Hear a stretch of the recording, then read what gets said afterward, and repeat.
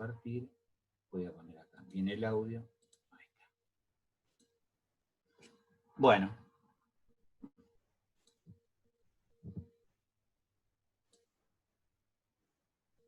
Bueno, la actividad que íbamos a desarrollar hoy, que voy a desarrollar en el día de hoy, habla de operaciones y equipos de transferencia ante emergencias con productos químicos, ¿sí? O sea, no solamente se habla de los equipos de transferencia, sino se habla de operaciones que se van a hacer al unísono, de acuerdo a lo que esté involucrado, al lugar, a los recursos, a los equipos, ¿sí? Entonces, no solamente son los equipos de bombeo. Mi nombre es Daniel Méndez, yo soy el responsable técnico de Hazmat Argentina. Estoy, como me escucharon al principio, estoy metido en los bomberos voluntarios desde los 14 años de edad, y los bomberos de Villa Ballester me dan la oportunidad de seguir pudiéndome subir todavía una autobomba, y eso me siento enormemente agradecido para así hacerlo. Bien, bárbaro. A ver, cuando vamos a hablar de estos temas de equipos y de operaciones y equipos, vamos a tener algunas cosas de importancia, ¿sí? Algunos aspectos que son relevantes a evaluar antes de empezar nuestra tarea. Sí, como ustedes ven, los peligros poseen identificaciones diferentes, y en base a cada peligro uno tendrá que tomar medidas que sean las adecuadas para evitar incrementar el riesgo, ¿sí? Y con eso tener un riesgo aceptable para poder realizar durante toda nuestra tarea, ¿sí? Esto hace que nosotros hagamos un análisis de la situación en la que vamos a hacer todo nuestro trabajo. A veces contamos con la información necesaria, a veces nos topamos de sorpresa con esa información, ante una emergencia generalmente. Los bomberos generalmente, cuando van a un incidente, son nuevos, entonces, bueno, uno se adapta a la situación y a la circunstancia que está viviendo en ese momento. Ese análisis determinará el equipo de protección personal necesario, y también, analizando la característica química de cada uno de los productos que estén involucrados, estableceremos el tipo de equipos, el tipo de mangueras, el tipo de accesorios, el tipo de acoples, que nos van a dar seguridad en la operación de la transferencia que queremos hacer. Y también un tema que nos queda, que es un dato no menor, es la disponibilidad de recursos, porque a veces acá hay muchachos que están en distintas provincias, y esto estoy seguro que lo saben captar. Muchas veces yo, cuando ando por ahí, dicen Dios está en todos lados, pero atiende en Buenos Aires. Y a veces es muy fácil encontrar recursos cuando uno está cerca de grandes ciudades, pero no es lo mismo cuando se aleja un poquito. Entonces, cuando tenemos alguna situación como esta que están observando allí, uno dice, bueno,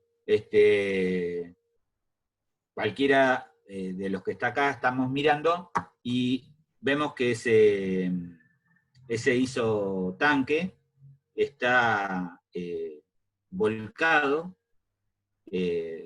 dando la tapa cobertora de carga, ¿sí?, hacia abajo. También podemos ver que lleva un peróxido, que tiene un pictograma, ¿sí?, amarillo, y un pictograma de corrosivo. El pictograma amarillo habla de que es un oxidante, y el pictograma de corrosivo, obviamente, que es un producto que tiene corrosividad. Bien, entonces, ¿qué sabemos mucho de lo que estamos acá? Y comparto con aquellos que no lo han visto alguna vez. Para responder a emergencias con mercancías peligrosas, ¿sí?, los americanos, hace bastante tiempo, como tenían grandes cantidades de personal lesionado, generaron normas para establecer un vocablo común, un vocabulario común entre todos los que responden a las emergencias químicas, y un plan de capacitación y una serie de aptitudes que tiene que tener el personal que dé respuesta a las emergencias químicas. La NFPA es la National Fire Protection Association, es la Asociación de Protección contra Incendios de los Estados Unidos, genera normas específicas, recomendaciones, casi todos los equipos de bomberos y equipos que se emplean para estos servicios tienen están alcanzados por alguna de ellas, y en particular el sistema para responder a emergencias químicas habla de estas normas. La primera, ya quedamos, es la 471, es como un gran diccionario, un gran glosario que todos deberíamos saber los que vamos a estar vinculados con las emergencias químicas. La segunda habla de las caracterizaciones de aquellos que van a trabajar en incidentes con materiales peligrosos, a los cuales se les asignan diferentes tipos de categorías, ¿sí?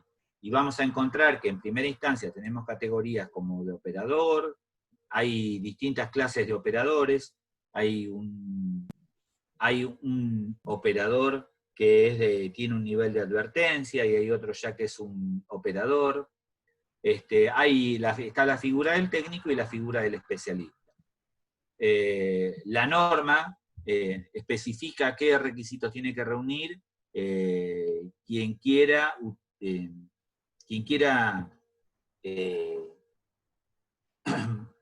actuar de operador, de técnico o de especialista, siendo los requisitos para el especialista que ya tenga incorporados los del técnico y los del operador. Y para ser técnico ya tiene que tener incorporado el operador. Y hay una figura que no está regulada, que es la del comandante incidente, que es un tema general que hace al manejo del sistema de comando de incidente.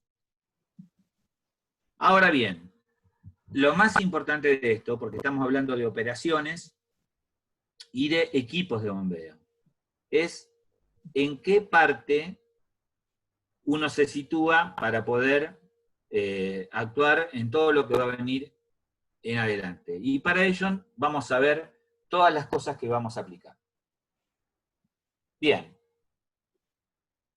Vamos a hablar de los peligros del producto a transferir. En particular, se me dio por seleccionar así al azar un gas tóxico o un líquido y un sólido tóxico y algo que tuviera un riesgo de corrosivo.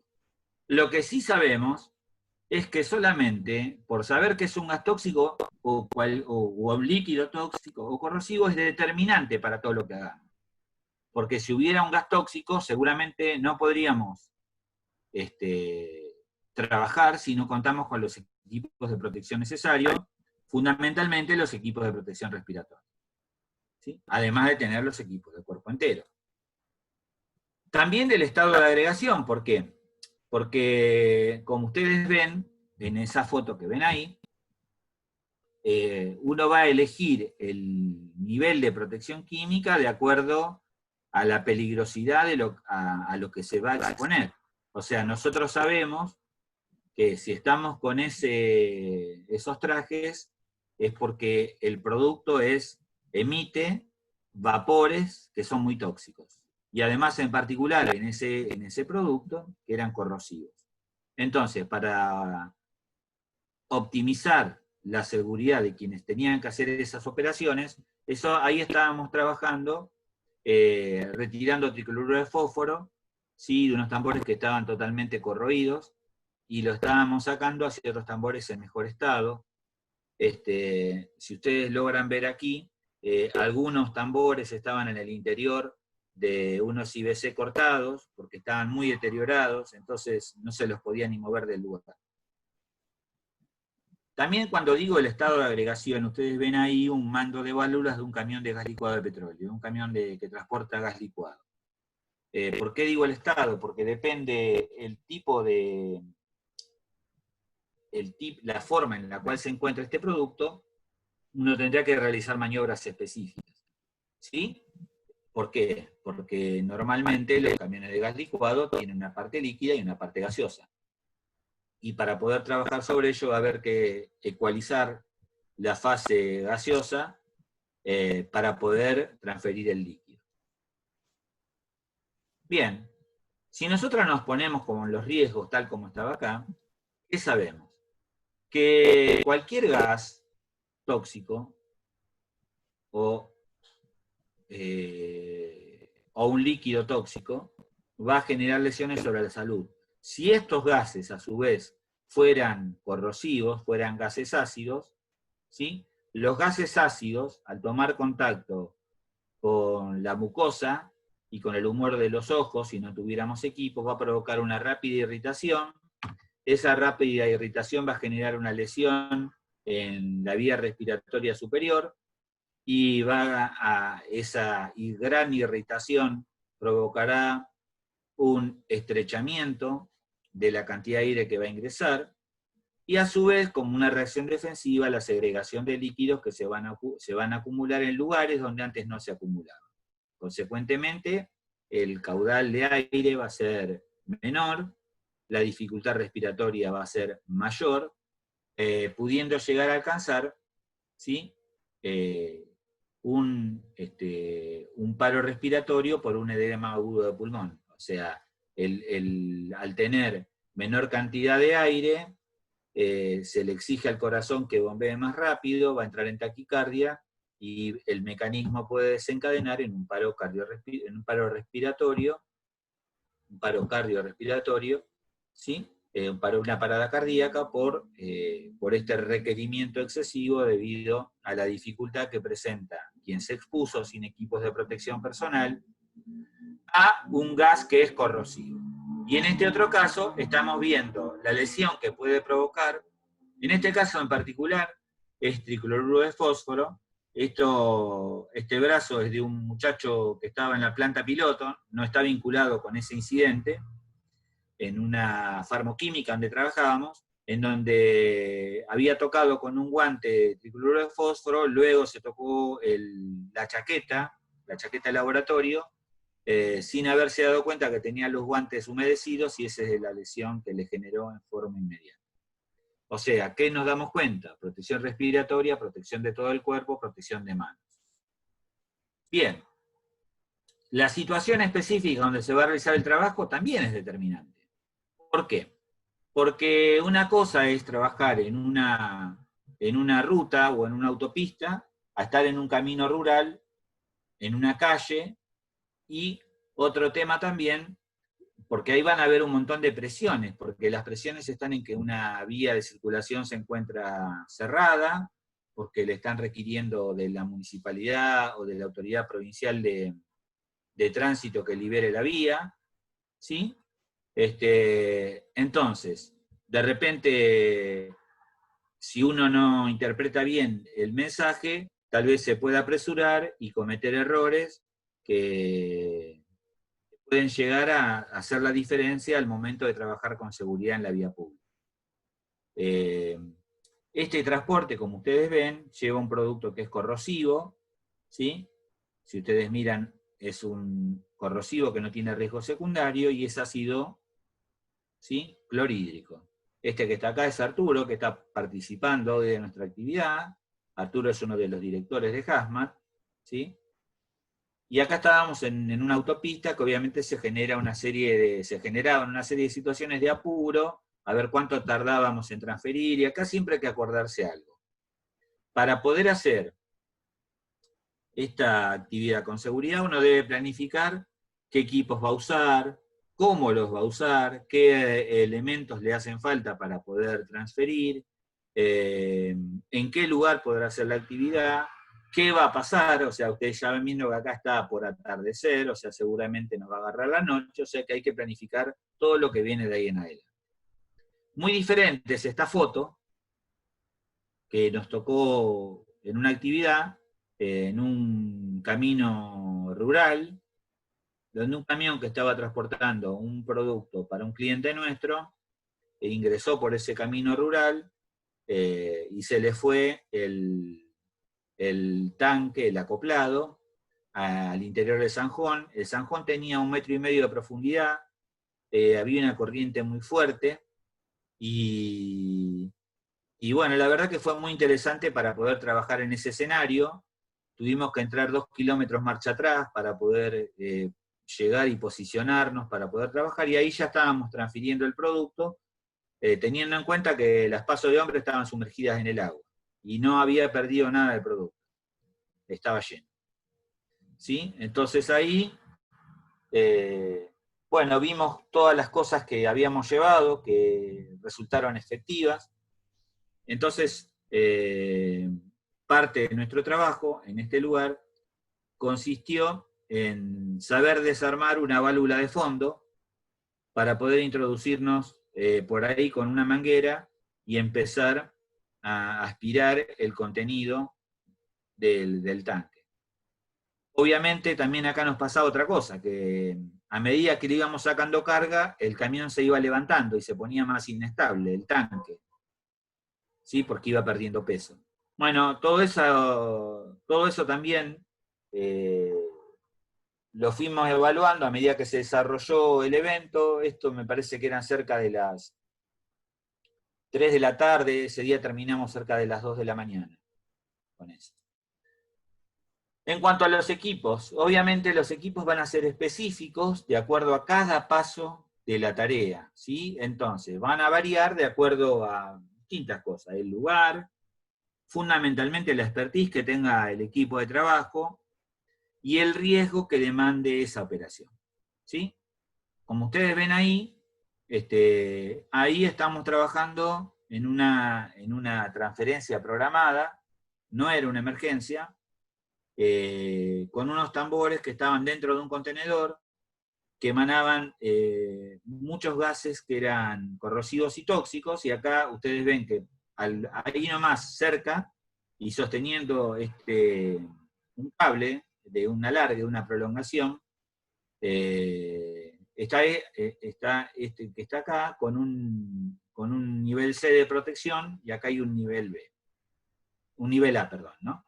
Entonces, ¿qué era lo que estábamos haciendo? Para esta tarea, recuerdo que previamente nosotros, antes de hacerla, practicamos en nuestra base, porque era agujerear tambores que no abrían por sus tapas, con una mecha de copa, utilizando traje del tipo encapsulado, sabiendo que van a salir virutas para todos lados, que se puede calentar, que se puede romper, y bueno, esto requería de algo de planificación y para eso nos habíamos preparado.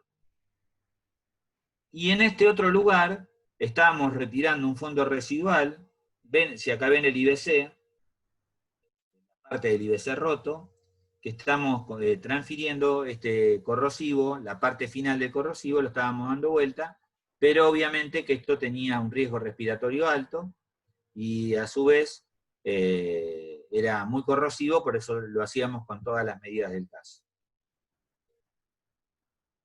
Cuando hablamos de compatibilidad química, la compatibilidad química es determinante. ¿Por qué es determinante? Porque va a ser que uno puede elegir el tipo de bomba que va a aplicar, que va a utilizar, la calidad de los acoples, la calidad de las mangueras, y también la calidad del recipiente recibidor. ¿Sí? A modo de ejemplo, tomé este producto, que es peróxido de hidrógeno, en este caso era de 300 volúmenes, un producto que es muy reactivo, muy reactivo. El código de riesgo de este producto es 559, o sea que es muy oxidante y tiene tiene riesgo de una reacción violenta espontánea. O sea, ya solamente por saber el código de riesgo estaríamos conociendo la peligrosidad de la cosa. Este transporte era el mismo contenedor, este isotanque, era el mismo isotanque que vimos antes de dado vuelta. El que ocurrió un día domingo a las 9 de la mañana, y esta operación recién la pudimos realizar un día miércoles a la mañana. ¿Por qué pasó esta dilación entre que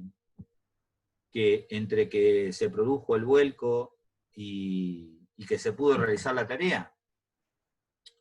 Porque habla de muchas cuestiones que están expresadas en el título, de la compatibilidad. El peróxido de hidrógeno se descompone al contacto con un gran número de metales, se descompone al contacto con la materia orgánica, ataca a la materia orgánica, le incrementa el riesgo de incendio notablemente, y necesita de equipos de bombeo dedicados. Esto nos quiere decir equipos de bombeo que solamente sean utilizados para este tipo de producto y que generalmente van acompañados en los transportes que llevan estos isotanques. Esto hace que se tenga que conseguir un isotanque de las mismas características que tenga una bomba dedicada a este tipo de producto. Entonces, también van a encontrar que normalmente no es tan común que uno ande haciendo una transferencia con una manguera a 50 metros de distancia. Entonces esto implica que haya que haber conseguido una manguera que resista el peróxido de 300 volúmenes, ¿sí? Y poder que esa manguera esté limpia y esté en condiciones de poder transportar este producto sin generar ningún tipo de interacción y de reacción que se pueda generar no en el recipiente del cual se está vaciando, sino en el recipiente que va a ser de reservorio. Obviamente una buena inspección del primero para asegurarnos que no tenía nada. Obviamente los más interesados son los propietarios de la carga, ¿sí? Y luego de contar con la manguera adecuada, con la bomba adecuada, con los acoples adecuados, con el equipo de protección química adecuado, recordemos que el peróxido de hidrógeno de 300 volúmenes provoca una quemadura muy importante, una quemadura, una lesión corrosiva bastante importante sobre el tejido, entonces hay que impedir y asegurar que esté muy bien colocado el equipo, porque es la seguridad de los que van a estar allí. O sea, no puede haber errores, por eso es tan importante la función en todos los equipos de trabajo de alguien que oficie de seguridad para evitar lesiones en los propios integrantes del equipo. Y en esta foto que ven acá, ya se había terminado la descarga y lo único que estábamos haciendo era descargar las mangueras que habían quedado con el residual propio, después que se terminó el bombeo, en un recipiente limpio para poder después agregarlo en forma manual al interior del tanque. Conclusiones. La operación demandó el tiempo que tenía que demandar para poder conseguir el recipiente que lo iba a volver a colectar, el producto transferido, la bomba adecuada, las mangueras adecuadas y poder realizar esta actividad en forma segura. Cuando hablamos de los recursos disponibles hablan de qué tengo o qué a veces dicen los manuales y qué elementos hay disponibles. Y acá un poco dice que nosotros, nuestra empresa básicamente se dedica a control de emergencias químicas, a resolver estos temas y a trabajar en lo que es capacitación especializada. Entonces, para nuestra actividad, no digo que esto ocurra todos los días, pero sí tenemos alguna experiencia en el trabajo de estar en lugares de vuelcos, de transportes, y de estar transfiriendo la carga de algunos equipos como este que está acá. ¿Sí? A veces uno cuenta con todos los medios y a veces no. Cuando hablo de todos los medios, hablo de los vehículos disponibles para el movimiento de cargas pesadas, ¿no? Para poder retirar un camión que está inestable. O sea, en esto le hablo, los bomberos sepan entenderme, acá hay gente que tal vez no es bombero, entonces, en este escenario, puede que lo primero que uno hace cuando trabaja para poder transferir la carga es asegurar la escena. Seguramente puede haber un derrame de combustible del camión que volcó, puede haber un derrame del producto, acá está atardeciendo y en un ratito ya va a estar de noche, entonces estamos en una ruta de simple mano, esto es en Belleville, en una ruta antes de Belleville, que un camionero casi se cae dentro de un arroyo. Ahí donde está la berma del arroyo. Entonces uno se debe ubicar, y a veces la grúa no está, porque no viene, porque el camino está atravesado arriba de la ruta, entonces tal vez uno utilice otros elementos. ¿Sí? Dentro de la planificación, o sea, yo hablé del peligro, hablé del riesgo, hablé de los equipos de protección personal, hablé de los recursos disponibles, y ahora hablo de la planificación, de saber que ya cualquier emergencia con un transporte que pase por encima de las 2 de la tarde, seguramente en algún momento nos va a llegar la noche, o vamos a estar con toda la suerte levantando los materiales, o en plena tarea. Pero ¿qué pasa? Para poder tener luz en este escenario, uno va a tener que transportar un equipo que le brinde energía eléctrica a través de un grupo electrógeno. Si uno va a bombear, necesitará fuerza motriz para poder transferir, y también tendrá que asegurar la escena con distintos equipos, con reflectores en diferentes lugares, y para eso tiene que contar con todos esos elementos, prolongaciones, lo que ya sabemos todos los bomberos. En este ejemplo, este es otro cuerpo. Esto no sé si el audio es de los equipos que están andando. Estábamos con una transferencia de ácido clorhídrico, de ese camión que está volcado.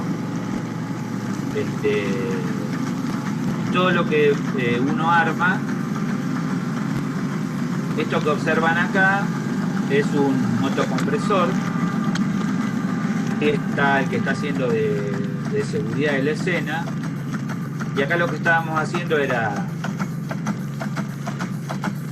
el ruido de la bomba, ¿sí?, que está en el interior de este medio IBC. Ahí estábamos sacando ácido clorhídrico de este camión volcado. Eran cerca de las 4 de la mañana, una cosa así. O sea, todos los recursos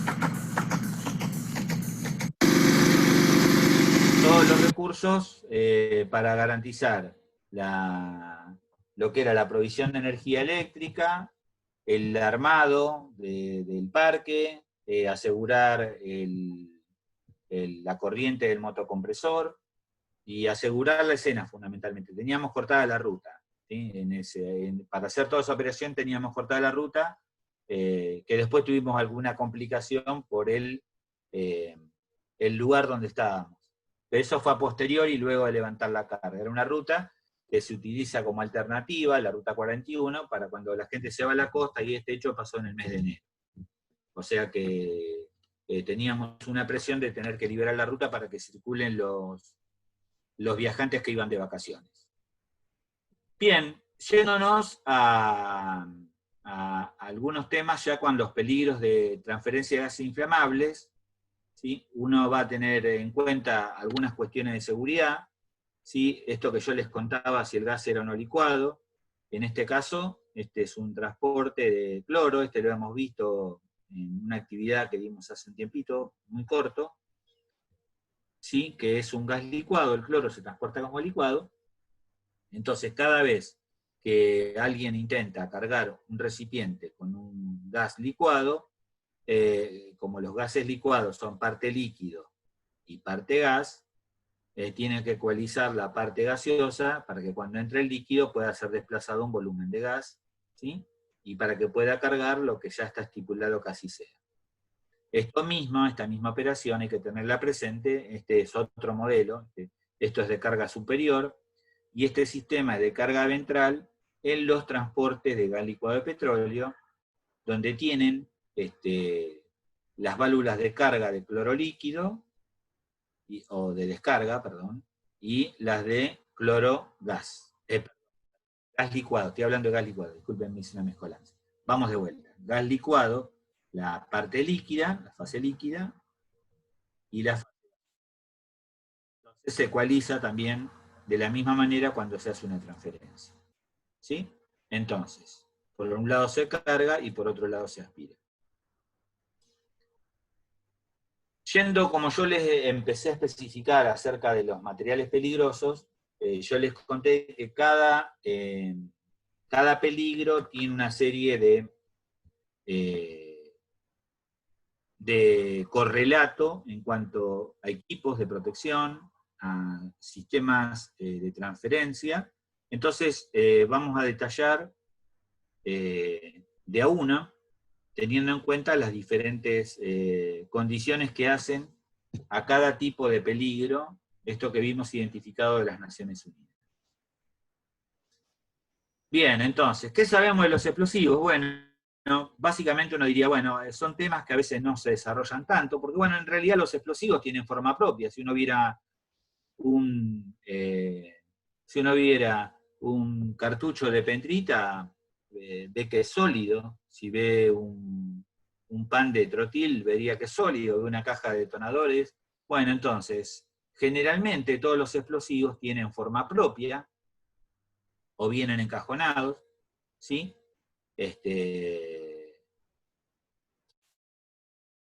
Y estos pueden resultar muy sensibles ante el calor, ante la llama, ante las ondas de radiofrecuencia.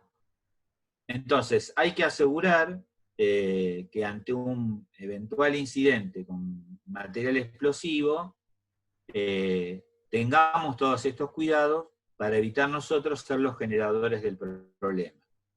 Voy a aprovechar que también lo tengo a Juan Pablo Garoto. Juan Pablo Garoto trabajó 11 años en la fábrica militar de explosivos en Villa María, y él tiene bastante experiencia con todo este tema, así que en algún momento yo voy a cortar acá, y Juan Pablo contará alguna experiencia particular, con un tiempo acotado, Juan Pablo.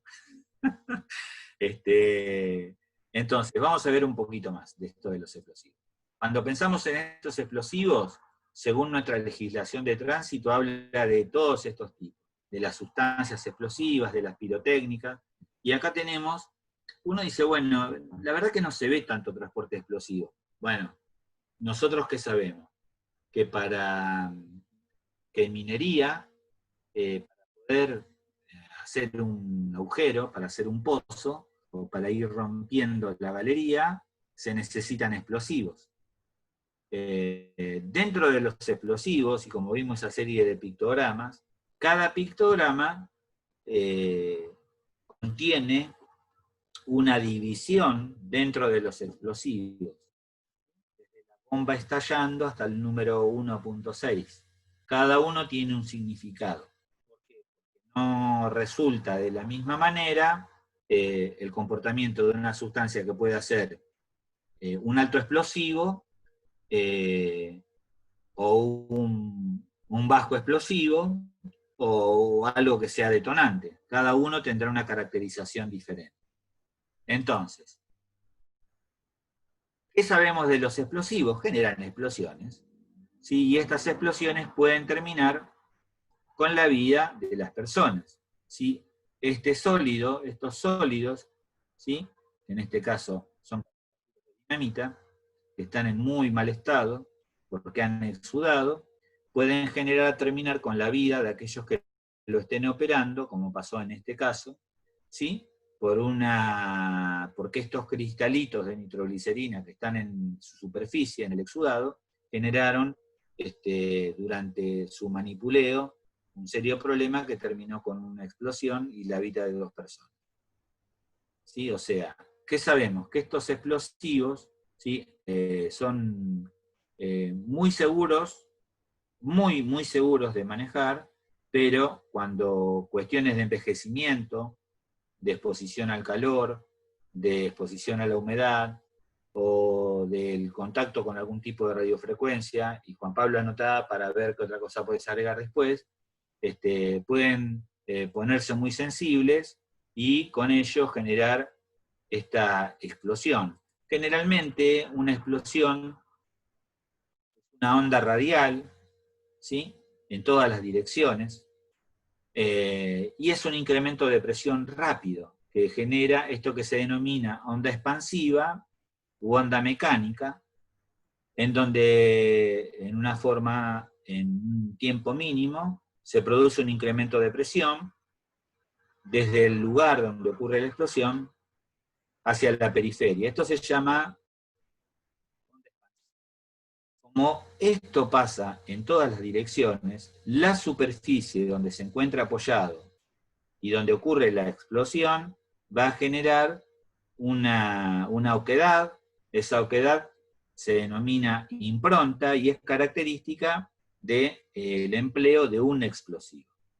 O sea, esto puede ser con un explosivo regular o puede ser con un explosivo irregular, que alguien genere un atentado. Generalmente en los atentados se buscan los lugares donde fue colocado el explosivo, ahí luego empiezan las pericias para intentar determinar qué producto fue utilizado, y se visualiza cuál fue el desarrollo de esa explosión. En primera instancia, va a haber una onda de presión, y luego se generará un vacío. En este caso ocurre en un hecho real, esto pasa en nuestro país, ¿no? Y algo importante es ver el crecimiento de la onda de presión, cómo va fracturando los árboles en la medida que va avanzando. ¿Sí? O sea, la característica de los explosivos. Y también vemos en este lugar una oquedad en el suelo que nos está dando una señal de dónde podía encontrarse en ese lugar explosivos. Por supuesto que en un polvorín, en una fábrica militar, hay explosivos en diferentes lugares acopiados, en distintos tipos de polvorines. Cuando la onda de presión llega a... Cuando la onda de presión se equilibra con la presión atmosférica, en ese rápido recorrido se genera un vacío, y ese vacío tiene que ser llenado de alguna manera. Tal es así que todo lo que había salido en algún momento va a retroceder, gran parte de ello, ¿sí?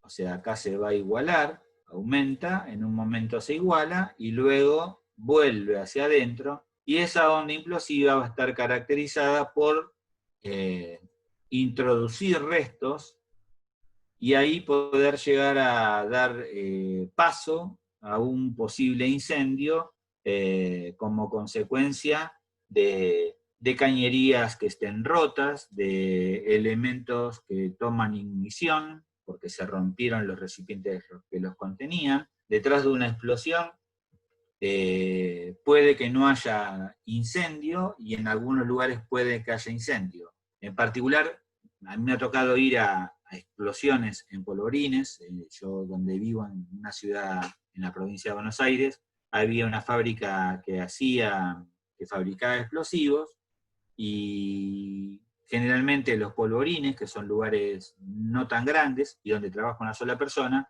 en un par de ocasiones a lo largo de más de 15 años, tuvimos 2 intervenciones con consecuencias fatales para el operador que estaba en ese lugar.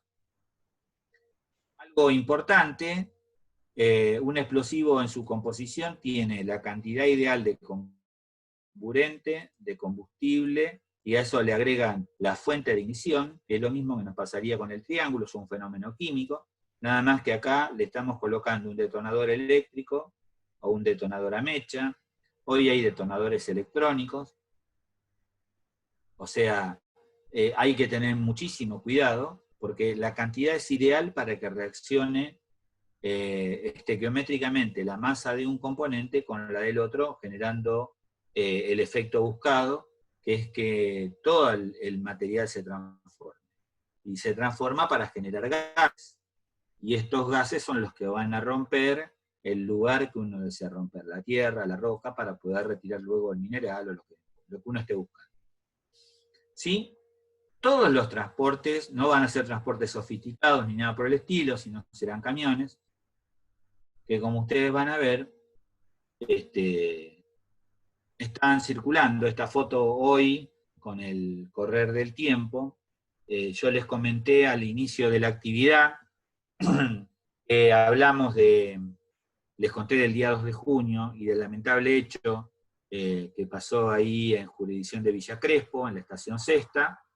Bueno, este camión, este furgón que está llevando explosivos, Sí, ustedes ven el pictograma naranja que lo caracteriza, que tiene una letra G. Ahora, no sé, hago un comentario de eso. Y que está atravesando una vía, ya esta vía no está más, porque ahora, con la sobrelevación de las vías ferroviarias, quedó liberado el pasaje ferroviario por este lugar. Esto está a 4 cuadras de la estación C, está a 4 o 5 cuadras. ¿Sí? Pero esto nos dice que estos camiones circulan. ¿Sí? Acá está ya en otro lugar, entonces vamos mirando que tienen algún tipo de... tocar a cualquiera, en una autopista, en una colisión de tránsito, en un incendio. ¿Sí? Ahora, a ver.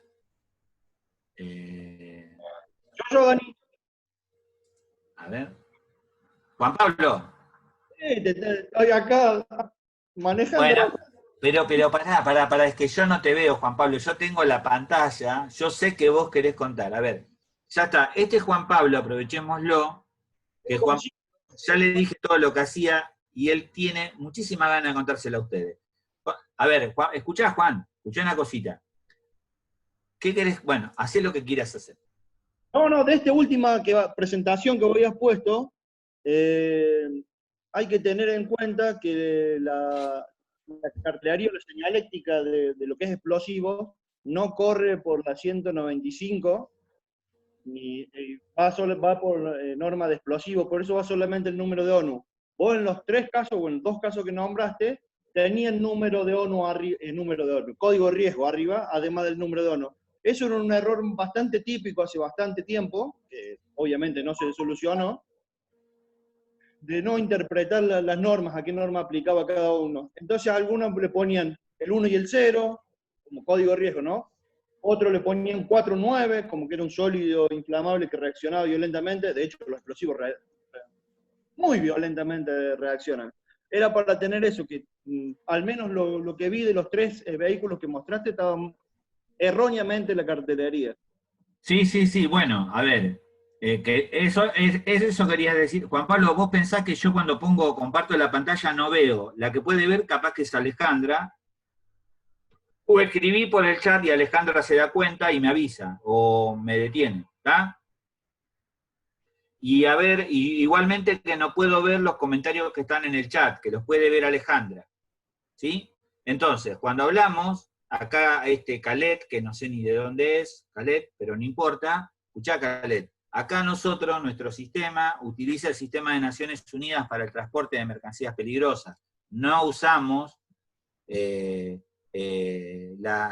los pictogramas que tiene la DOT, los que se utilizan en Chile, ¿sí? O sea, nosotros no usamos ese sistema de identificación. En Argentina se utiliza un sistema que tiene pictogramas y que tiene el panel de seguridad, que en la parte superior tiene el código de riesgo y en la parte inferior tiene el número que las Naciones Unidas le asignó a esa mercancía peligrosa. En cuanto a las letras que ustedes miran acá, los explosivos son la única división que admiten una letra en su simbología. ¿Por qué? Porque habla de la compatibilidad que existe entre los diferentes tipos de explosivos. O sea, que las letras van desde la letra A, ¿sí?, hasta la letra S. Entonces, por ejemplo, ¿qué sabemos? Que un alto explosivo puede funcionar o puede activarse con un detonador. O sea, sería incompatible transportar un alto explosivo que reaccione con un detonador. Entonces, por ello, cada uno se encuadra dentro de una clasificación sobre un grupo de compatibilidad que dice qué tipo de explosivo puede transportarse junto a otro sin que genere una reacción. Espero haber sido claro, y si no, a ver, Alejandra, alguien va a escribir, alguien que no lo ve, escribirá, y Alejandra después me pasará la pregunta y vemos cómo lo contestamos. ¿Sí? O sea, es la única clase que tienen letras que las letras indican la compatibilidad de los explosivos que van desde la letra A hasta la letra S. ¿Sí? Bien. Los escenarios son esto que estamos viendo acá, ¿sí? Un escenario de transporte en un camino rural, o bueno, ya un poquito más heavy, ¿sí? Un semirremolque cargado de explosivos. Ustedes lo están viendo en un ambiente agreste, patagónico, entonces están viendo este camión que lleva más de 24 toneladas. Entonces, bueno, es un tema ir a pagar el paquete de las cubiertas que se está quemando porque se bloquearon los frenos. Entonces hay que actuar rápidamente. ¿Por qué? Y porque no queremos que se nos magnifique el problema, ¿no? Bien, ahora si uno pensara en este tema, diría, bueno, está todo bien, pero no, en las ciudades nosotros tenemos gente que se dedica a vender artificios pirotécnicos. Hoy la verdad estamos viendo con el correr del tiempo y que se están evitando este tema de molestar a los animales y a las personas y a las personas que puedan tener una capacidad diferente con el tema de las explosiones. ¿Sí? Pero no dejan de, no por ello no se fabrican los artefactos pirotécnicos. O sea, lugares que están en las distintas ciudades también tienen este riesgo asociado. Pero también sabemos, como estaba Juan Pablo, que él trabajó por aquí, ¿sí? Que tenemos en la Argentina lugares donde se fabrican explosivos, y a veces no son solo del Estado. También sabemos que hay empresas que se dedican a la fabricación de explosivos. O sea, esta planta nueva que está en Bella Italia, ¿sí? Se dedica a la fabricación de explosivos. Entonces, pero si se dedica allí, ¿hacia dónde van los productos que fabrican? ¿Sí? Si van para el sur, y atravesarán toda la parte de la provincia de La Pampa, parte de la provincia de van a ir por Santa Fe, atravesarán tal vez algo de San Luis y encaran para abajo. Y después todo lo que ya sabemos, Río Negro, Chubut y Santa Cruz. O si deciden encarar para el norte, las rutas que van a atravesar el Chaco, algo de Santa Fe, y van para arriba. Entonces, este escenario es posible. ¿Por qué es posible? Porque estamos hablando de las condiciones básicas de seguridad. ¿Sí?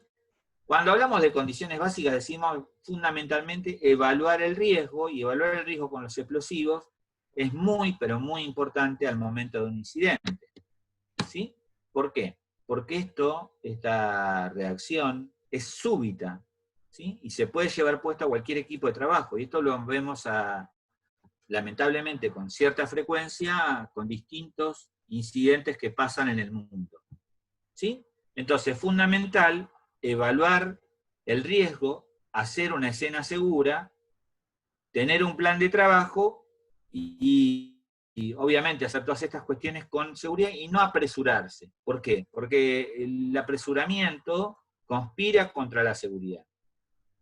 El camión, esto es un vuelco, ¿sí? De un transporte de explosivos, justo queda debajo del puente de una ruta provincial, ¿sí? Que en este escenario puede que estos explosivos no tengan ningún tipo de elemento que los haga reaccionar, y que sea una manera segura armarlos. No se observa que haya un corte de la ruta, no se observa presencia policial, no se observa la seguridad, porque en esto ahora cada vez lo vemos más, atrás de cada vuelo, y la rapiña de gente que viene a robar. Obviamente estamos hablando de un producto extremadamente peligroso, y no podemos darnos el lujo de que se desaparezca una caja. Ahora, si hay fuego, la cosa cambia rotundamente. Porque sabemos que el fuego era uno de esos elementos que lo podía desestabilizar a este tipo de mercancía peligrosa. Entonces, cuando miramos un poco les comento a todos los que están acá, los nuevos que se han sumado, y a los que ya estaban, como diría Mirta Legrand, el público se renueva. esta guía naranja, que está acá, es una guía de respuesta ante explosivos de la división 1.5. ¿Sí? Y esta guía de respuesta, que es un elemento básico para los bomberos, ¿sí? Habla de los cuidados que hay que tener ante un incidente en la vía pública con mercancías peligrosas. Me detuve en esta guía que fundamentalmente dice, ¿sí?, en la parte de evacuación, que si un carro de ferrocarril, esta guía está pensada, inicialmente se desarrolló en los Estados Unidos, luego se lo extendió a Estados Unidos, Canadá y México, y ahora la distribuyen en todo el mundo, porque la mercancía peligrosa en Estados Unidos mayoritariamente se transporta por vía férrea. Y aparte, acuérdense también que ellos tienen ejército, la marina, la fuerza aérea y fábricas que generan explosivos militares que se transporta por vía férrea. Entonces, por eso se habla mucho en las guías de los carros de ferrocarril. Pero acá dice, si está involucrado, dice, un ferrocarril y lo homologa o asimila con un remolque, con un semirremolque. Y dice que está involucrado en un incendio y se sospecha que transporta explosivos en cajones, generalmente vienen en cajas de cartón o en cajones, dice que aísle el lugar 1.600 metros a la redonda. Y algo importante, ¿sí?, que considere la evaluación de los que responden a la emergencia. Inicie la evacuación incluyendo los que responden a la emergencia. Y estos son la policía, la gendarmería o la prefectura, el equipo de salud y todos los bomberos que estén en el lugar. ¿Por qué? Porque ya se sabe qué hace un explosivo. Si está en fuego, ¿sí? Y aquí podemos ver. Seguramente alguien puede pensar, y Juan Pablo, ahora yo en un ratito te dejo que vos comentes alguna experiencia particular, si hay fuego en un polvorín o en un lugar que tenga explosivos, es bastante, pero bastante dificultoso poder extinguirlo. ¿Por qué? Porque recordemos que los explosivos poseen en su composición todo el combustible y el comburente necesario para que reaccione en su totalidad. ¿Sí? Ah, bueno, esto lo decía acá. Entonces, habrá que considerar la evacuación inmediata de las personas y del personal ante el riesgo de una explosión inminente. Sí, y esto para que uno tenga una idea de la rapidez, porque tranquilamente cualquier cuartel de bomberos podría ser convocados a un incidente en un lugar donde generen, fabriquen artificios pirotécnicos, o vendan, o almacenen, o depositen, y podría ser tal vez algo así, parecido.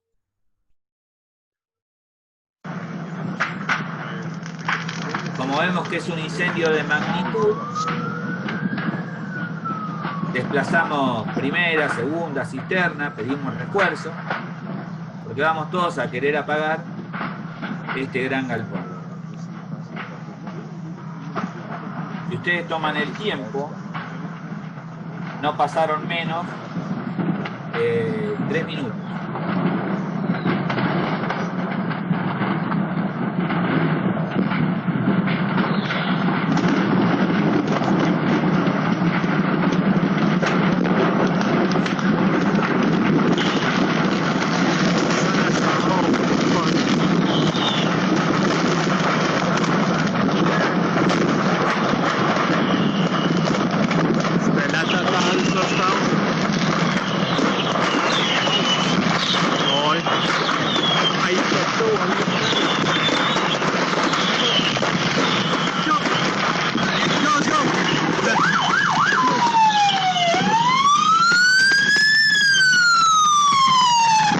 Bueno, esto nos da una idea de que obviamente los bomberos ni llegaron ahí. La virulencia y lo que es la reacción explosiva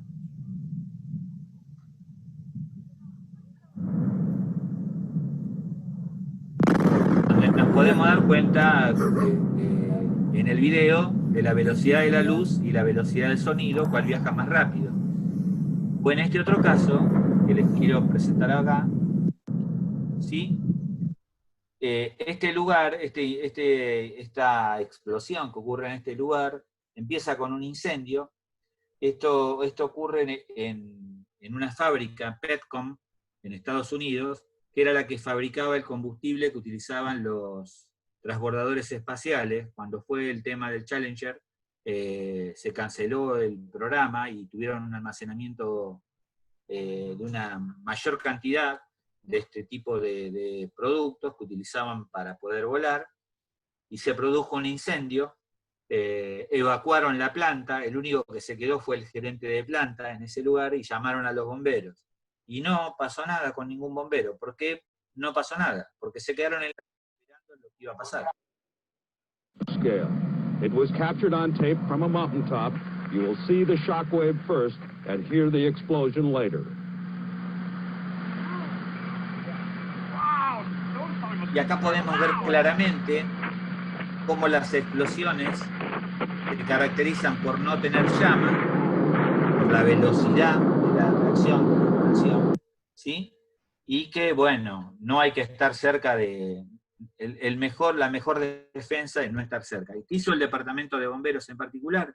Es asegurarse de que se corte la ruta de acceso y avanzar cuando hubiera sucedido la explosión. Esto fue lo que le salvó la vida a la gran mayoría de los bomberos que estaban en la ciudad que cubría Petcom.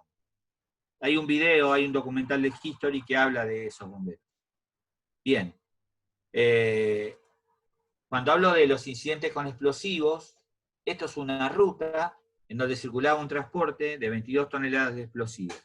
Ese cráter que se generó ahí tiene 25 metros de diámetro y 5 de profundidad. Y acá hay una ruta.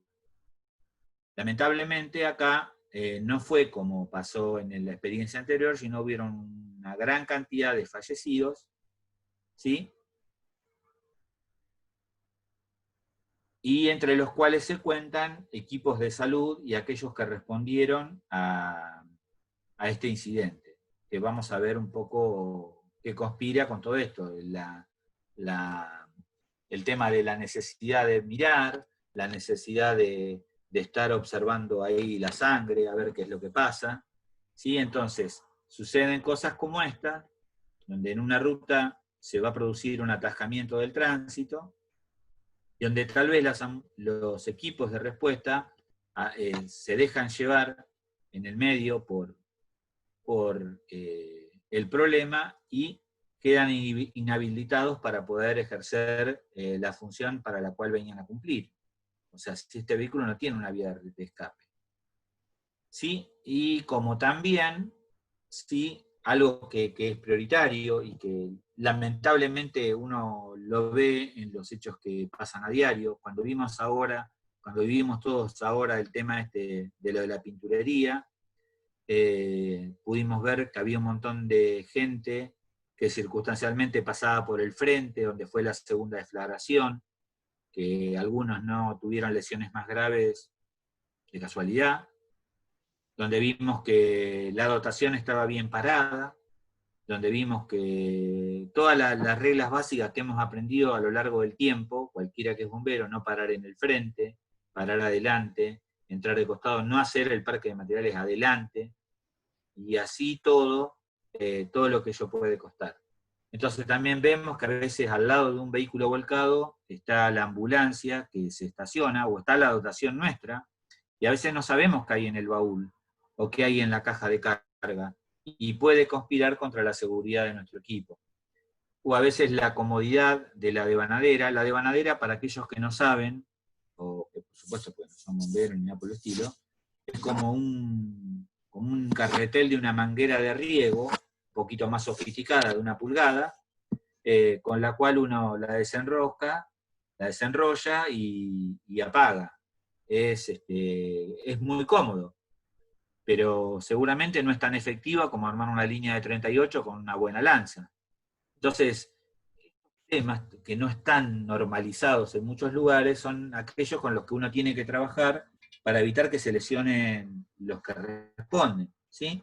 Como para desterrar el empleo de equipos que a veces no dan la mejor solución. Pero bueno, es un tema de otro costado.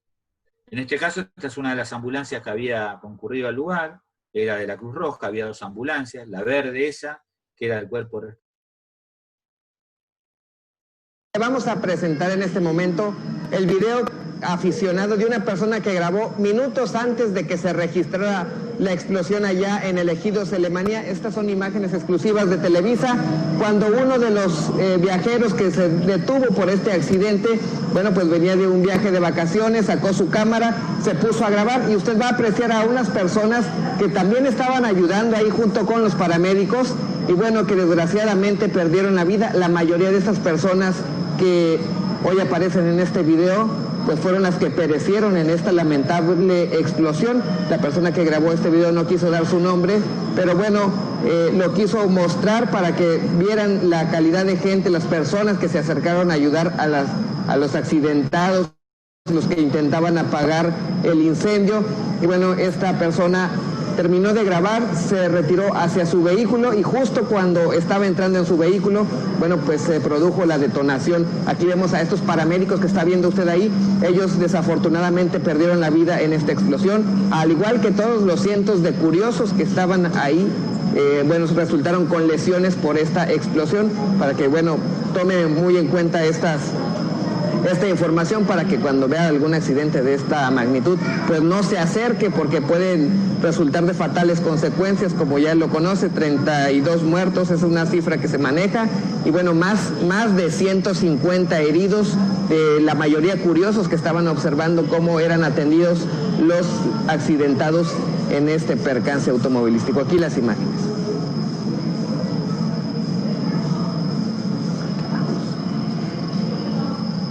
Y que afortunadamente tenemos estas imágenes para que toda la gente pueda ver que de un accidente que pudiera parecer normal, pues se suscitó una grave tragedia. Así es. Vamos a ir a un corte comercial, no le cambie, bueno, porque regresando todavía tenemos... en el video por donde pasaba la ambulancia de la Cruz Roja, que era esta, que pasaba al lado del incendio, y ustedes vieron con dónde se había armado el lugar de donde se hacía el triaje, donde se esperaba la gente y la cantidad de personas que estaban allí. A ver, me voy a detener un segundo acá. He tenido la función. A ver, ¿están con vida? A ver, vamos a mirar acá. Porque algunos...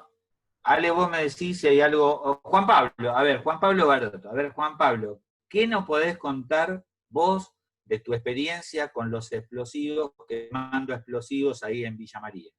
Así para contarle a toda la gente que nunca vio un explosivo.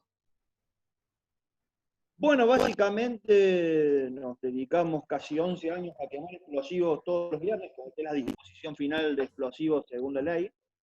Hemos tenido solamente 2 accidentes sin víctimas. En los 11 años de fábrica hemos tenido accidentes con víctimas fatales. Uno.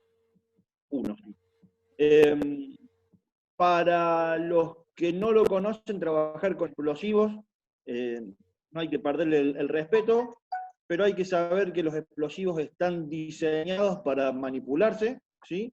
Que los únicos explosivos que no están diseñados para manipularse no salen a la calle, que es básicamente la nitroglicerina. Don Nobel lo sabrá. Y que cuando encuentren explosivos en la calle, si a algunos les toca, como nos ha pasado acá a nosotros por tener fábrica y por ser paso de explosivos, por las 2 rutas que pasan por Villa María, Córdoba, estamos complicados, hemos tenido un par de accidentes, algún camión se le ha caído una caja con dinamita, otra vez hemos encontrado en la ruta, bueno, en el camino del Cuadrado en Córdoba, cuando estaban haciendo el camino lo hicieron la mayoría por detonación y se olvidaron una caja de explosivos. Bueno, ¿quién no se olvida una caja de explosivos cuando está haciendo detonar una montaña? Caramba. Pero es manejable. Lo que sí, bueno, y ya lo veremos en algún curso en particular de explosivos, los que trabajamos con explosivos siempre decimos que mientras que no hay fuego se puede trabajar. Cuando hay fuego hay 2 situaciones. Fuego en tractor, fuego en carga. Fuego en tractor, ataquemos con todos y nos animamos.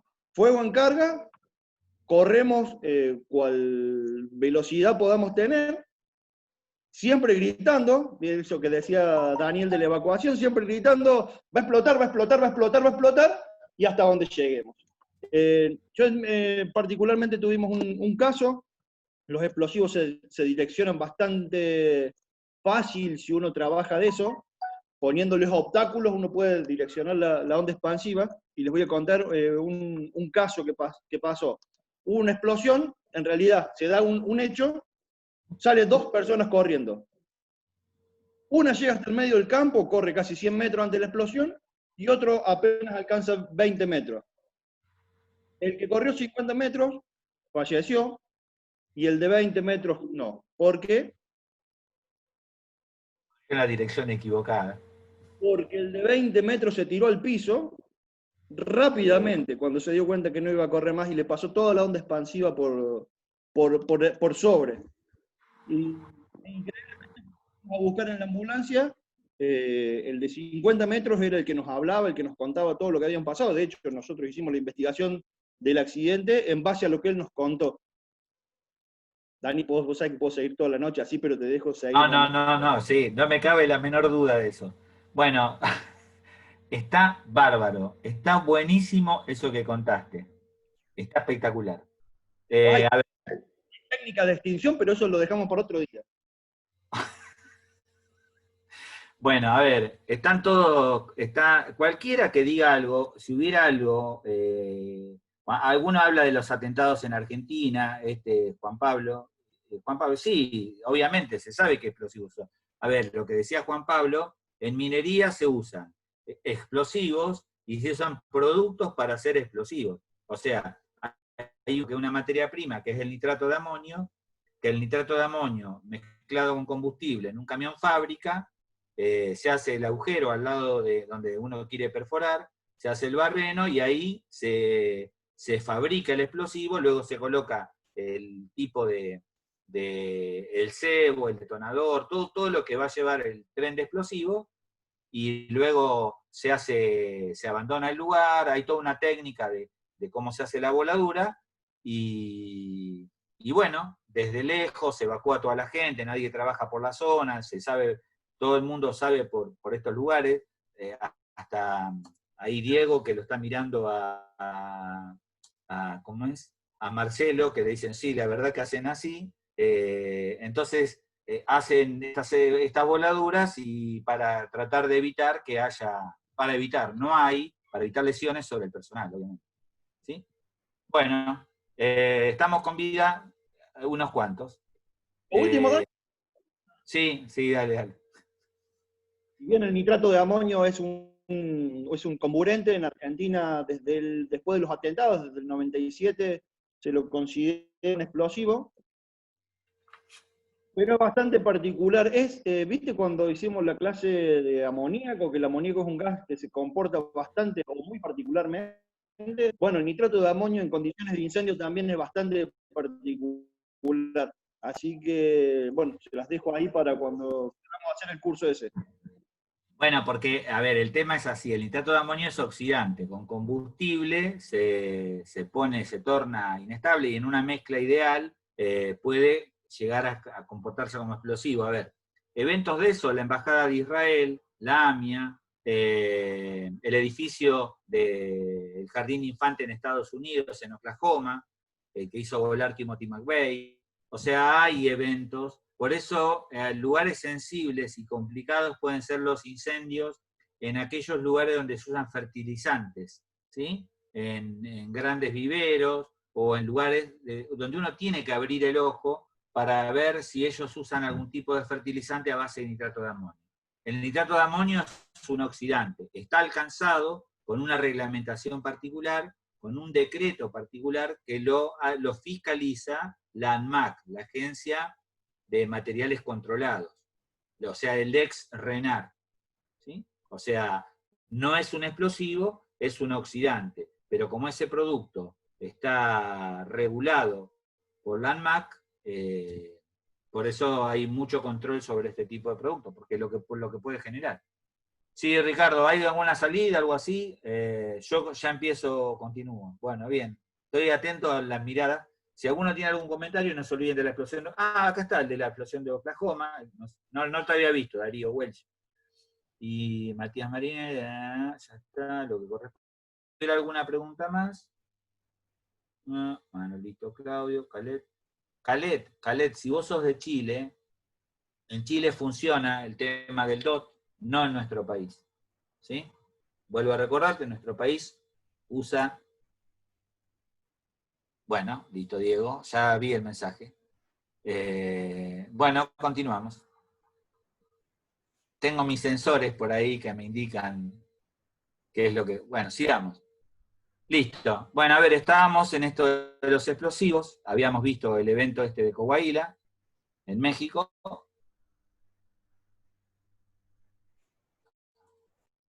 Vamos a Bien, sigamos de acá. Y ahora vamos a hablar algo, empezamos a hablar... Entonces dijimos, bueno, ¿qué haríamos nosotros si tuviéramos un incidente trabajando para una fábrica de explosivos? Seguramente tener todos los cuidados que ya vimos antes, lo de la seguridad en la escena, lo de evitar el empleo de equipos de radiofrecuencia, de equipos de telefonía, y obviamente trabajar bajo el aseguramiento de los especialistas, que son generalmente los fabricantes de la cosa, que seguramente llegarán lo más rápidamente posible, además de contar con la seguridad en la escena, como hablamos de explosivos, de la gendarmería, de la policía local, de la policía provincial. Seguramente tal vez participen los bomberos porque, es parte del sistema de respuesta a emergencia. Bueno, cuando hablamos de gases, los gases se pueden comportar de diferentes formas, pueden ser inflamables, pueden ser no inflamables, pueden ser tóxicos. Estuvimos viendo en una de las actividades el comportamiento de un gas muy tóxico, que era el cloro, que estuvimos hablando bastante de ello. En este caso, este vuelco es de la semana pasada, un vuelco de transporte de gas licuado, acá en cercanías en el partido de General Rodríguez, en donde ese camión quedó volcado y donde el cuadro de válvulas ventral, que habíamos visto en el anterior, ese amarillo, que tenía dos válvulas, dos conexiones para GLP líquido y una para gas, están aquí. Acá se ven las mangueras, ¿sí? Se ve la manguera de líquido y se ve la manguera de gas, ¿sí? Que van hacia el camión y hacia un equipo de bombeo que va a hacer la transferencia desde la fase líquida. ¿Qué nos acordamos? Que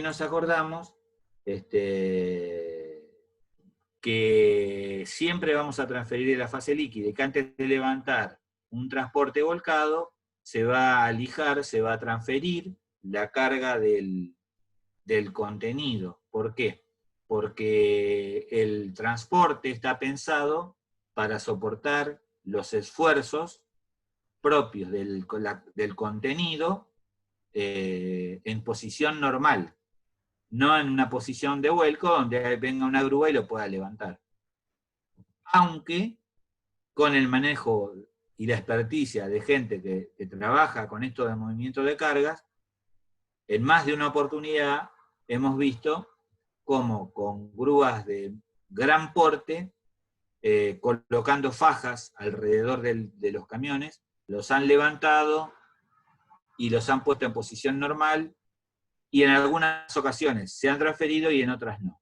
O sea, estas son las situaciones que se pueden dar.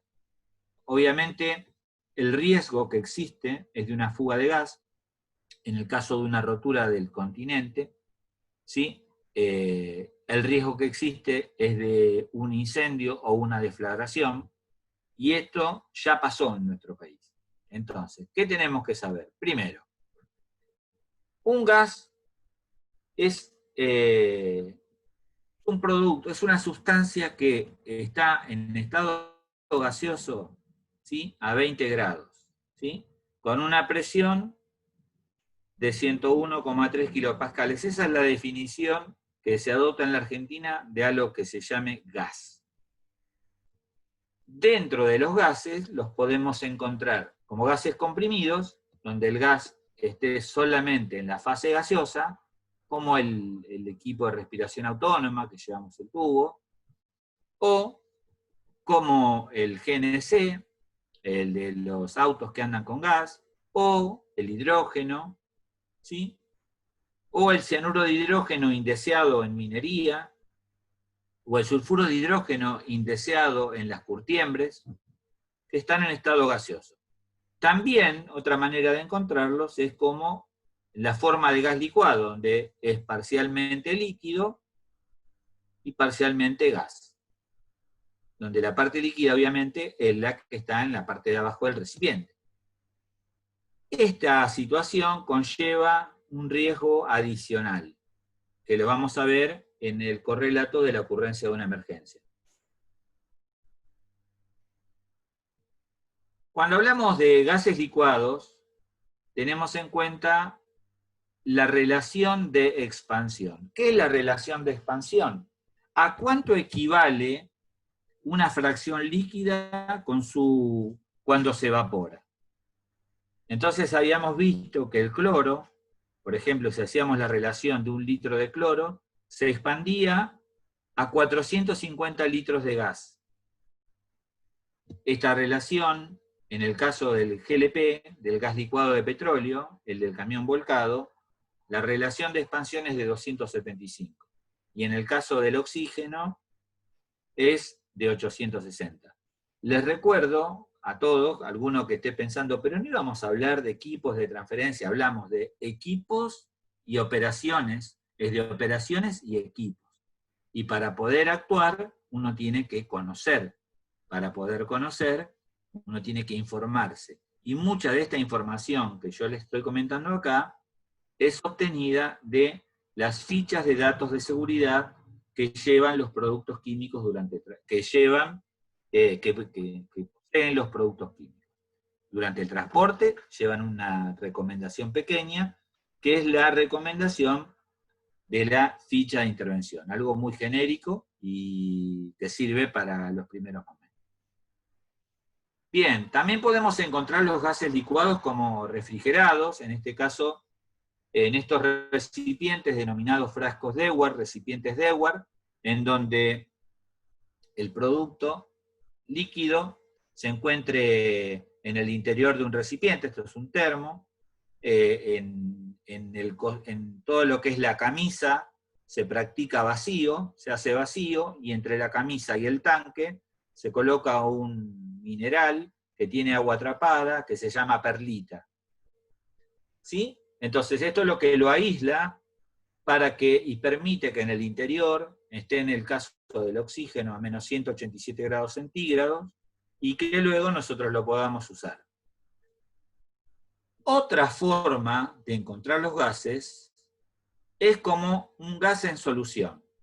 Los gases en solución, a veces generalmente se los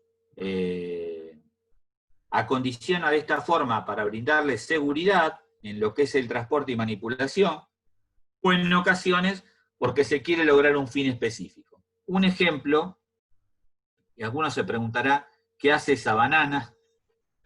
Bueno, esta banana, ¿sí? Las bananas, cuando van madurando,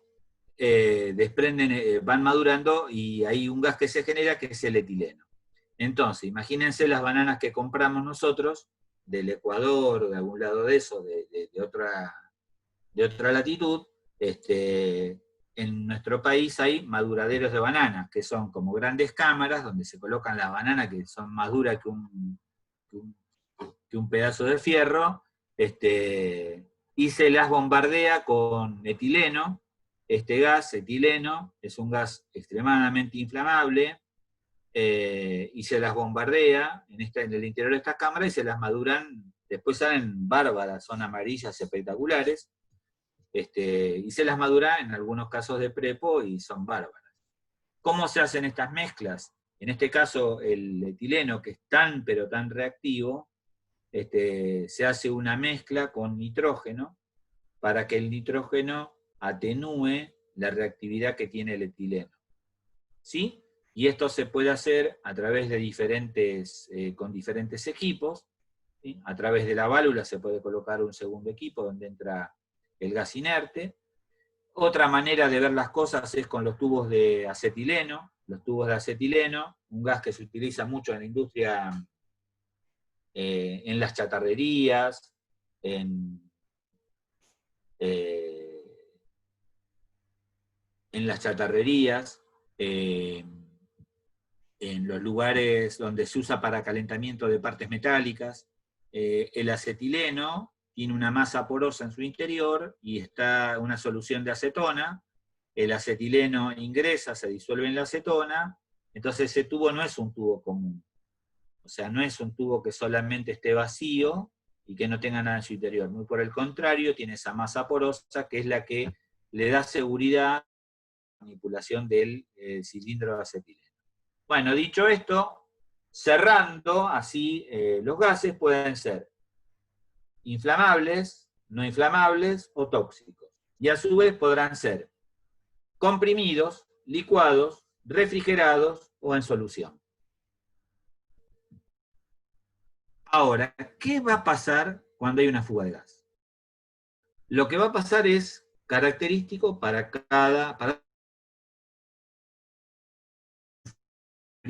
y tal como vimos en ese video del policía, cómo el gas salía a borbotones en ocasiones, era porque el enfriamiento generaba ese tapón de hielo, ¿sí? Y ese tapón bruscamente, con el calentamiento por la temperatura ambiental, se derretía y luego seguía saliendo gas, ¿sí? Entonces siempre va a haber un enfriamiento brusco en la zona de pérdida, ¿sí? Y también que en el caso de una pérdida, el gas, el oxígeno ambiental, el oxígeno que se encuentra en esa atmósfera. Y si provoca eso, puede generar atmósferas que sean inflamables, que sean no inflamables no tóxicas, que sean atmósferas tóxicas. Entonces, es así que nosotros podemos encontrar, ¿sí? En este caso, este recipiente, que ha sido utilizado recientemente, ¿sí? Que se está descargando, ¿sí? Ese recipiente que se está descargando, se está enfriando, y ahí nos está evidenciando a nosotros que ese es el nivel que tiene de líquido. Como ustedes miran acá, los pictogramas característicos de los gases. No me acuerdo el muchacho, no tengo el nombre, que me preguntó por la DOT. Estos son los pictogramas característicos que usamos en la Argentina, ¿sí? Que son los pictogramas que establecen las Naciones Unidas para el transporte de mercancías peligrosas por vía terrestre, marítima y aérea, ¿sí?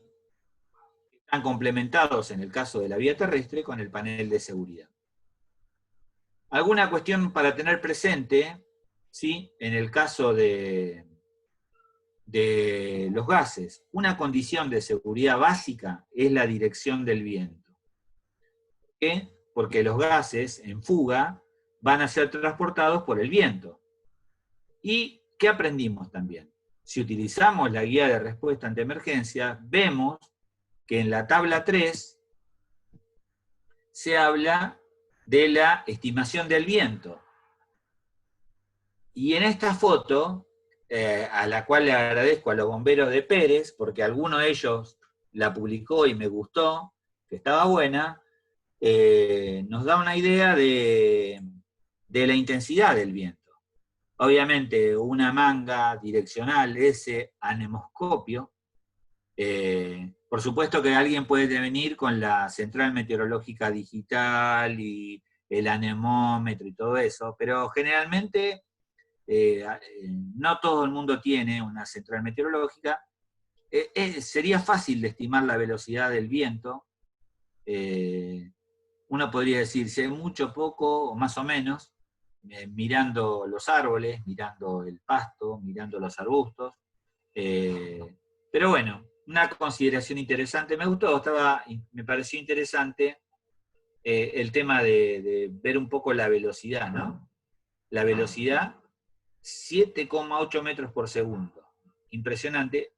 Esto con los gases, lo que tiene de interesante es el factor de dilución en el aire. O sea, esto es fabuloso como para evitar daños en la salud de las personas, porque el gas se va a diluir con la gran cantidad de aire que está circulando en ese momento. Lo bueno es que nosotros estemos de este otro lado, no estemos por acá, por las dudas. ¿Sí? Entonces, valga esta aclaración, y esta tabla que ustedes ven acá está en la tabla 3 de la guía de respuesta ante emergencia. En algún momento capaz que vamos a hablar de esto. ¿Cómo se comportan los gases? Una vez que se liberan del recipiente que lo contienen, ocupan toda la superficie del lugar en donde se encuentran. ¿Sí? Entonces, a medida que se pierde o que se libera el gas, se va expandiendo y al expandirse ocupa todo el lugar que puede. Si fuera un gas inflamable, va a haber una atmósfera inflamable en todo el lugar. Si fuera una atmósfera, si fuera un inflamable no tóxico, sería muy riesgoso para que entre una persona sin equipos de protección. Y si fuera un gas tóxico, y sería muy complicado estar en contacto sin equipos de protección respiratoria adecuados. ¿Qué sabemos de los gases?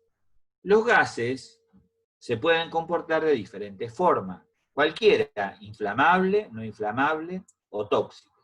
Algunos gases se van hacia arriba y otros gases se van hacia abajo. Un ejemplo.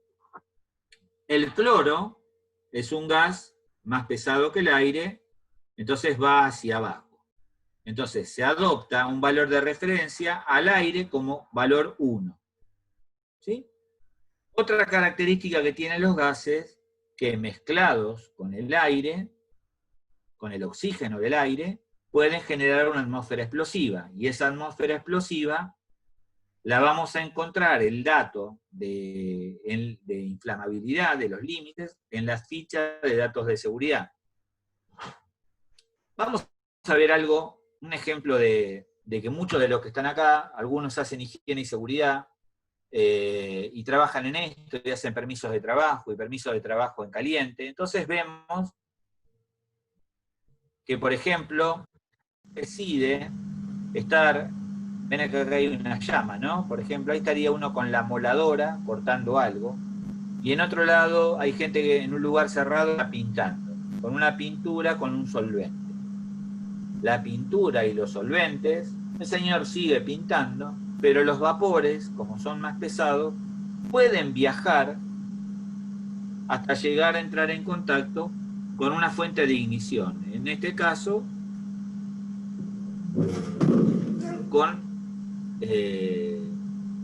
con la llama libre que estaba en ese lugar.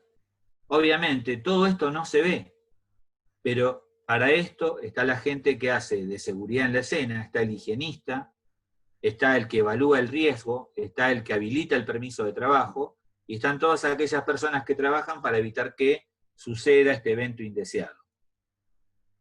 Más visible sería esta situación de la evaporación de un hidrocarburo en un nivel superior y una fuente de ignición que le inflame. Y ahí vemos que hablamos de lo que significa en la práctica la densidad de vapor. No obstante ello, les comentaba que los límites de inflamabilidad los vamos a encontrar en la ficha de datos de seguridad con el dato de rango de inflamabilidad, que es el espacio que existe entre el límite inferior y el límite superior, ¿sí? Inflamabilidad. La densidad a la que yo hacía referencia, nosotros la podemos encontrar en las fichas de datos de seguridad, en la sección 9, en lo que se llaman propiedades físico-químicas. ¿Sí? Entonces, vamos a encontrar en este esquemita, en este cuadrito que tengo aquí, cuáles son aquellos gases que se van a ir hacia arriba, cuáles que van a ir hacia abajo, y cuáles están casi como el aire. Entonces, por eso vemos que ante una fuga de amoníaco, el amoníaco asciende,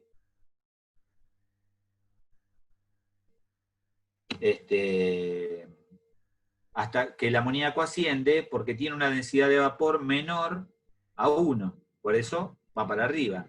Y claramente vemos como el cloro, ¿sí?, que tiene una densidad de 2.49, el cloro gaseoso, va hacia abajo.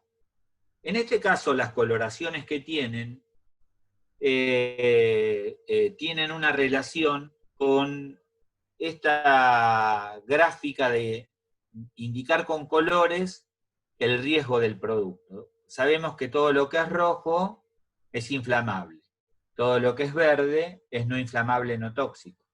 Todo lo que es blanco es tóxico. Y todo lo que es amarillo es oxidante. Bien, dicho esto, a ver, en IPRES, este gas que es más pesado que el aire y que circulaba al ras del piso y que rápidamente ingresaba en las trincheras del enemigo. ¿Qué veían acá? ¿Cuál es la velocidad del viento? ¿Cuánto tiempo va a tardar en llegar? Por eso, los batallones de guerra química tienen entre sus componentes oficiales que son meteorólogos. ¿Por qué? Porque van a ser los que indican cuándo es conveniente realizar un ataque con armas químicas. ¿Sí? Porque el objetivo es que perdure un determinado tiempo y que sea efectivo. Bien, cuando hablaba de los límites o rangos de inflamabilidad, hablaba de lo importante de entender este dato que lo encontramos en la sección 9 de la ficha de datos de seguridad, y acá lo que estamos mirando, por ejemplo, y recordando a lo que pasó en la pinturería, nosotros vimos que se produjo una deflagración en primera instancia. Y acá vemos que son comunes las deflagraciones. Las deflagraciones son la combustión rápida y violenta de una mezcla de gases en el aire, en el interior de un recinto, donde todos se queman a la vez, se produce un incremento de presión y sale un rompimiento de las estructuras más débiles, vidrios, durlocks, paneles, y va a escapar la onda de presión por aquel lugar que menos resistencia ofrezca.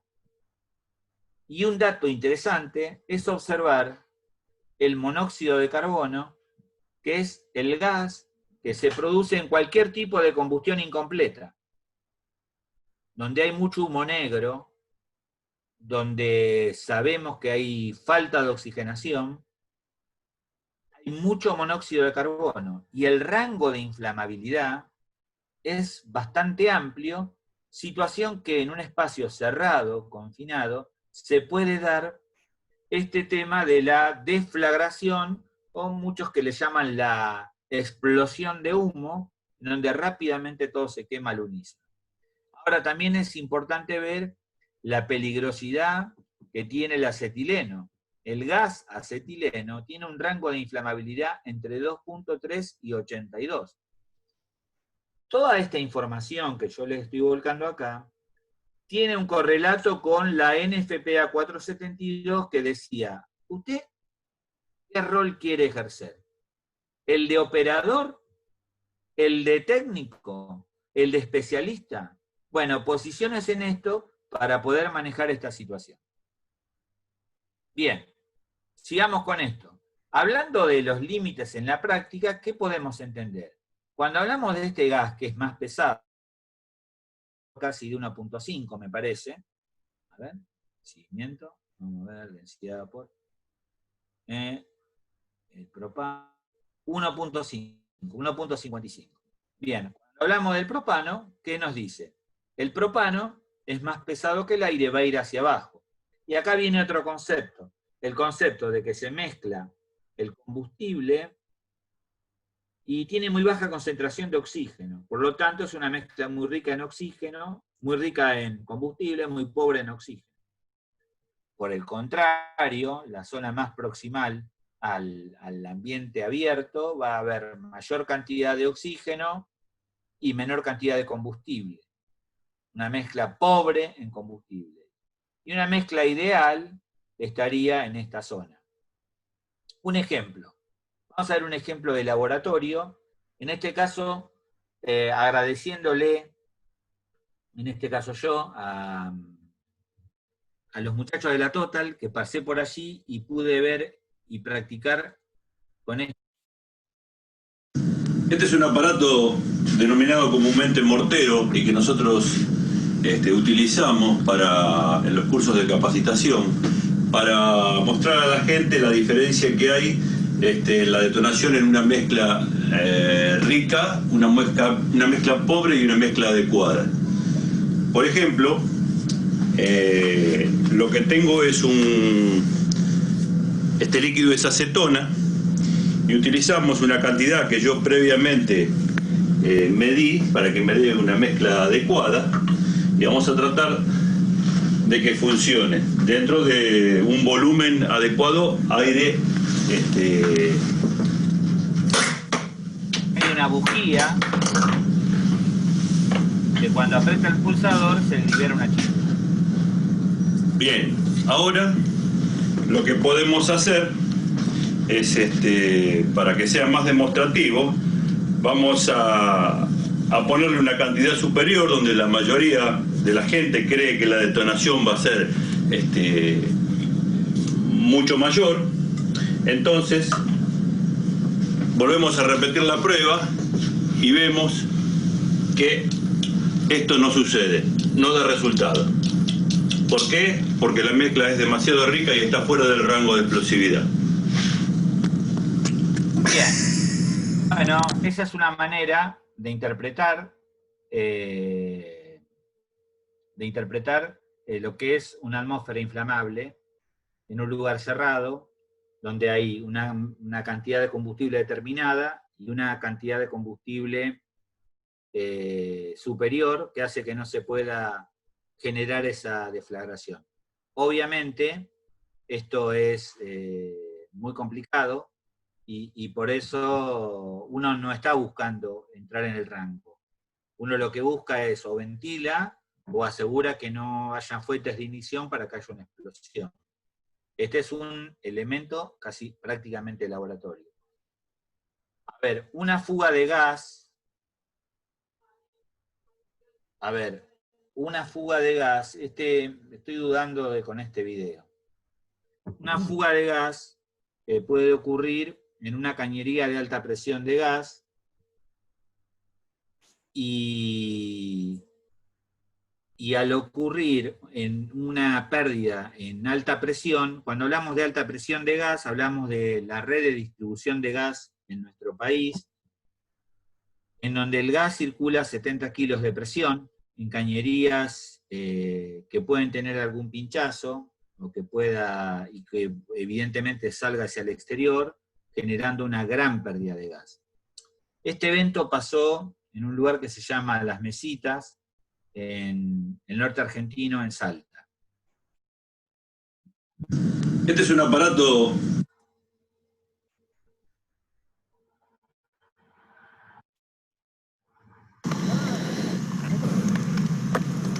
Bueno, las consecuencias fueron fatales para toda una cuadrilla.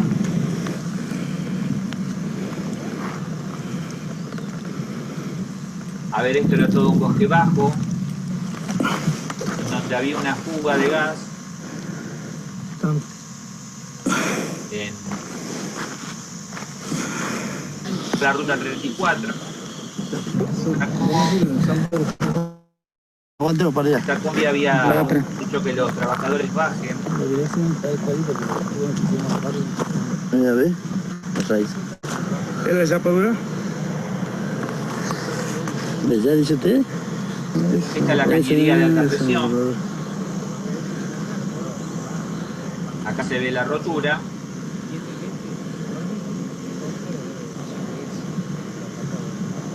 Esto posibilitó que el gas saliera, se hiciera una bolsa de gas debajo de los árboles y cuando encontraba una fuente de ignición que era próxima al lugar, la camioneta baja,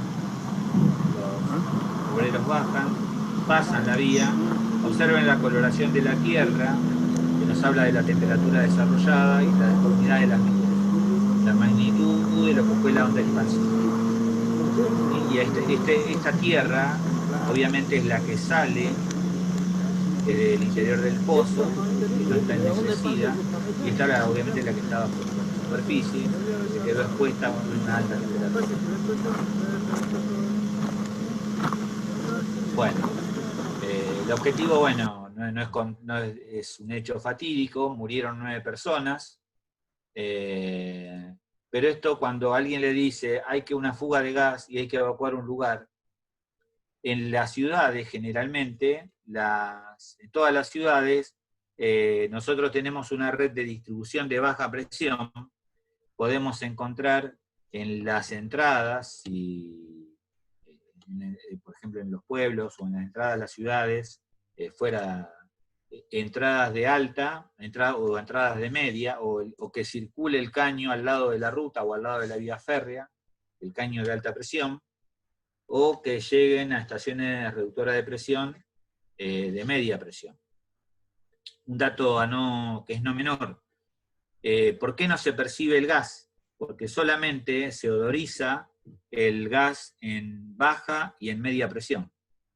En alta presión no se odoriza. El olor que nosotros percibimos ante una fuga de gas, el olor a metilmercaptano, es porque al gas se lo dopa para que nos advierta que existe una fuga de dicho gas. Y no es el caso de lo que pasó en ese lugar. También el caso que puede ocurrir con los transportes, que vuelquen en algún lugar, en este caso se metió casi dentro de una casa, puede haber una fuga, en este caso es gas licuado. El gas licuado, los camiones en la parte superior tienen válvulas de alivio de presión. Vamos a ver estas, son válvulas a resorte. Este es otro vuelco, este es en Catamarca y este es en Mendoza. Nada más que, y este es otro que pasó en Guaymallén, donde el camión se arrastra, el camión aparentemente venía vacío, pero un camión vacío nunca está vacío, contiene gas en su interior. ¿Sí? O sea, lo descargan hasta que llega a la presión atmosférica. O sea que mantiene gas en su interior. En el vuelco se arrastra, se abre el tanque, el gas al ser más pesado, ingresa por un San Juan, se mete dentro de una casa y provoca una deflagración en el interior de la casa y murieron las tres personas que estaban allí. Entonces, bien, cuando existan escapes de gas, la mejor protección de un gas inflamable, la mejor protección a emplear es el equipo que protege a los bomberos del calor radiante y el vapor. Este es del 147, esto era un incendio. Este es Juan Nazaro, me parece. Bien, la cosa cambia si el comportamiento del gas es un gas no inflamable, no tóxico. Uy, son las 19:58. Bueno, a ver. Bueno, voy a llegar hasta acá. Voy a llegar acá. A dejar de compartir la pantalla. Calet, para todos los cilindros de propano, ¿cuál sería su correcta instalación, considerando que el cilindro está expuesto al calor de los cuales? Bueno, a ver, a Leonardo Amante se estará preguntando, ¿qué estoy haciendo yo acá? Y bueno, es mejor que una de Netflix, Leonardo. A ver. Más o menos, cine catástrofe sigue siendo. Bueno, no. Bueno, a ver, estoy mirando lo que está escrito en el chat. Los atentados de Argentina, me tengo que retirar, de Ignacio, Calet, para los cilindros, Agustín Sala, Daniel, las ventajas de los gases tóxicos, ¿puede ser el color del gas? No, porque hay gases, escuchá Agustín Sala, de Colón, mis amigos de Colón, escuchá Agustín, hay gases coloreados como el cloro, que el cloro tiene ese color amarillo. El sulfuro de hidrógeno no ves el color, y te recontra liquida. O sea, el cianuro de hidrógeno no lo ves, y te recontra liquida. Conclusiones, no crea lo de los colores. No le asignes peligrosidad por los colores. Vos no tenés que oler nunca, y nunca tenés que estar en lugar cerrado, y si desconocés el lugar, estás con equipo de respiración. Nunca probando con la nariz. O sea, eso no lo puede hacer ninguno que responde a una emergencia. O O sea, porque esa ya es una condición de base de que no tiene capacitación, y que está preparado para morirse. ¿Sí? Está haciendo todo lo posible por sumar una víctima más. Y Khaled, escúchame, Khaled es Darío Welsh. ¿Sos vos, Darío? No. ¿Tenés que apretar la tecla espaciadora? O no sé, bueno, vos estás con un teléfono, me parece. Bueno, ni por Khaled me pregunta para los cilindros de propano de gran capacidad, ¿cuál sería su correcta instalación? Contando que el cilindro... Bueno, a ver, el calor, lo que hace con los recipientes de gas, incrementa un poquito la presión. Un poquito la presión. Lo fundamental es evitar el tema de la fuga, los controles en la instalación, y súper importante, en el campo, y donde no llega el gas natural, donde se van con los camiones a cargar lo que le dicen las chanchitas de gas, en la operación del llenado es muy importante el cuidado y poner todo a tierra, equipotenciar, no cargar así nomás, porque una pequeña fuga de gas va a quedar en el piso un rato, y alguien va a venir con un vehículo va a entrar en marcha. Y la fuente de ignición en todos esos lados son los alternadores de los vehículos. Porque los alternadores están abiertos, generan chispa y entregan la fuente de ignición necesaria. El fosgeno dice que tiene olor a pasto. Bueno, qué bueno, este es Juan Pablo. Juan Pablo Garoto dice, el fosgeno tiene olor a pasto, recién cortado. Ahora, ¿qué pasa? Juan me tira al centro para que yo cabecee. Porque esto es así. Uno cuando huele fosgeno, ya pasó 10 veces la concentración máxima permitida para el ambiente laboral. O sea que cuando uno ya lo huele, está frito. Y sabe que va a ser un irritante respiratorio. O sea, está complicado porque encima va a ir al hospital, capaz que le meten un poquito de oxígeno, lo mandan a la casa y ese capaz que tiene lesiones diferidas o la muerte. Y esto ya pasó. Y ya pasó en tu provincia, Juan Pablo.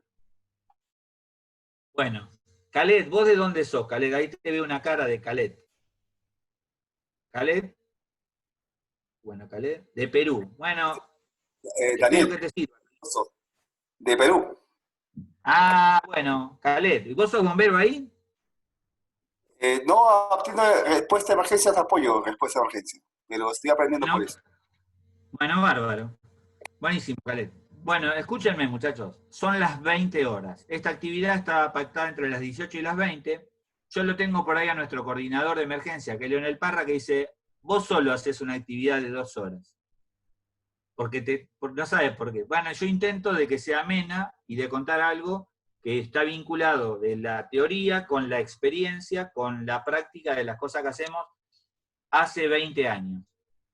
Y en particular, estando yo en la Brigada de Riesgos Especiales desde el año 92. Pero ¿qué les quiero contar? Que bueno, que tratamos de hacer esto de la manera más amena. Como dijo Alejandra, esto es una saga que va a continuará. Y bueno, me parece que es una buena actividad de capacitación. Todos los comentarios que hagan, las preguntas o las inquietudes que tengan, déjenlas, escríbanlas acá. Alejandra, que es nuestro soporte técnico y que es divina, es la que recaba toda la data esta y después contestamos algo. Si